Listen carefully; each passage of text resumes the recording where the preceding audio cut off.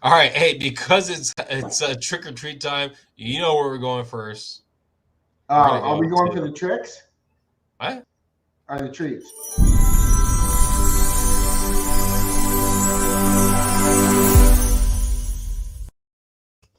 We're going with the treats. All right. Well, I How hope you're going to much? treat us to some inventory. Are you going to treat us to some inventory? We'll talk about that next. How much did the most expensive single family home sell in Oceanside so far this year? All right. So Ooh, if you think you know the answer this year, send a text to myself or David. All right. Oceanside is a very unique market, and there's a lot of pockets of value there, my friend. Especially for rental market, I think that that is a lot of upside potential still because it's one of the last coastal areas that you can buy in next to IB, but those are totally different markets. Totally I like to agree. rock out to that sometimes. Well, do you want to rock out with about rates? Well, we have, as you can see, I took a couple notes for today. Okay. Uh, so we had a lot of things happen this last week. So for those of you who are into watching your money, watching markets, watching stuff go, there's going to be some interesting facts. When we jump into inventory, I kind of want to mention that pending home sales year over year are down 8%. And what instantly everyone goes, see, I told you the housing market's crashed, we're going down 8%. It's down, the market's down. The reason why it's down before all you haters out there start crying, it's because there's no inventory.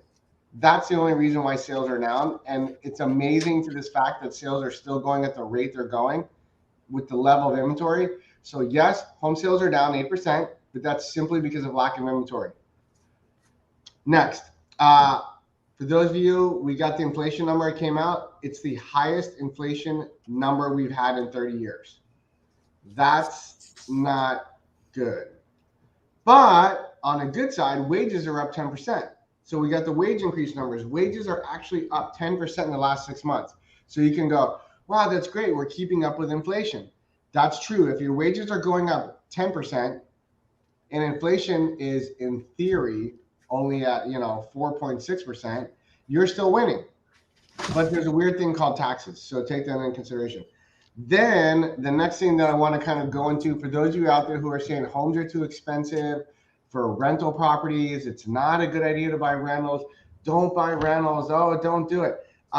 There's a landlord. It's the largest landlord in the U.S. It's called Imitation Homes. Their rents are up 18% in a single year. That's a 18% increase in the amount of money you make off your one investment. Just thought I'd throw that out there, Vinny. And then finally, next week, we have two huge numbers for those of you who really want to know. It's going to be ADP and your BLS. Those are giant numbers because we're expecting let me say it again, 400,000 new jobs and created. I don't think we're going to get that, but I do think you're going to get the Fed announcing that they're going to start tapering in December. You heard it here first on our show that we've been predicting this for a while now. Hopefully I'm right because I don't want to be thrown under the bus predicting this for a long time. And what does that mean for rates? It means rates this week have ticked up a little bit, except for today. Today we had a pricing improvement later on in the day because the bond market did not go well. So it's actually right now at the end of the day on Friday would be a better day to lock your rates than the rest of the whole gosh darn week. Most rates now are in the threes. That's pretty average. You're averaging between 3 to 3.25. Jumbo paper, most that stuff is up higher too. Your average is once again 3 to 3.25. And if you remember from a long time ago, we were down at 2.75. Still the best loans in the business, VA and FHA with the cheapest rates. Keep that in mind if you're a first-time home buyer. And one final note, 14% of the market is still being bought all cash. Or no, I'm sorry, I'm wrong. 14% of the market is still being bought by investors, with 23% of the market being bought all cash. Boom. So All I got right. for you, So Vinny. I'm gonna dive deeper in a couple of those things. So something to think about.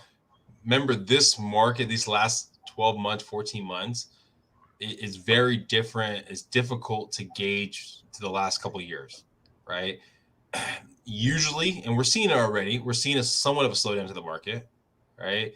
Yet we saw such a drastic jumped the market when COVID stopped and people started putting their properties back on the market. So we started seeing that jump in inventory, kind of end of last year. So something to kind of just be aware of. Yes, we went up by around 24%. And if mortgages and property values are going up, rates are rentals are going up too. So just things to really think about. It's really hard to use this last year to go for the last, couple of years. Now you're talking about inventory. What's happening there? Well, as you can kind of tell, we're losing inventory. We're cannibalizing the market as much as possible. Last week we got 666 properties. Before that, sevens, eights. We were sitting in the eights. The tough part about it is we also closed in the last week 731. So selling more than what we're putting on the market. So that's a tough time.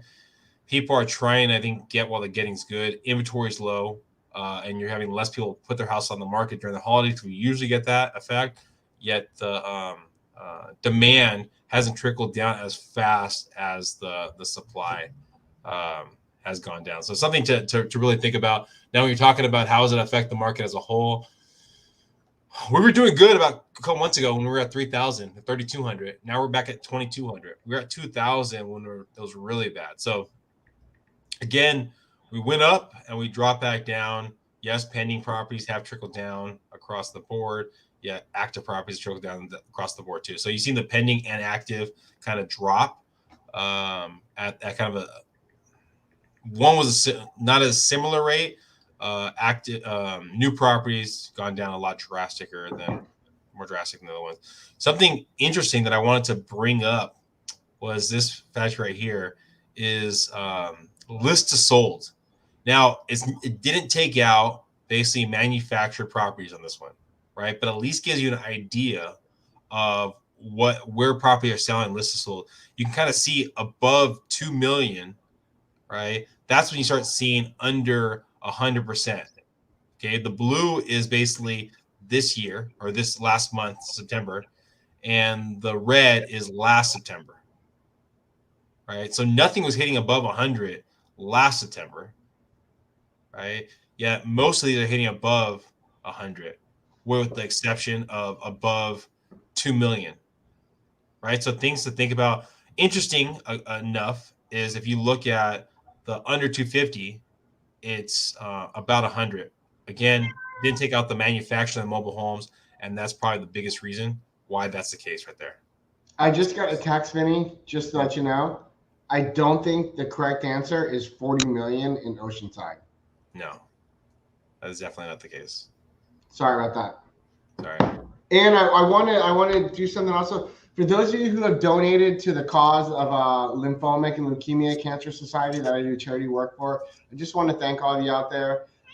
It's a charity I do a lot of work for, and I really appreciate the people who have made donations. There's been quite a few of you who have made donations to that charity. I just want to say thank you. That goes to help a lot of families and kids with cancer, adults with cancer, and people that can't pay for it. So thank you.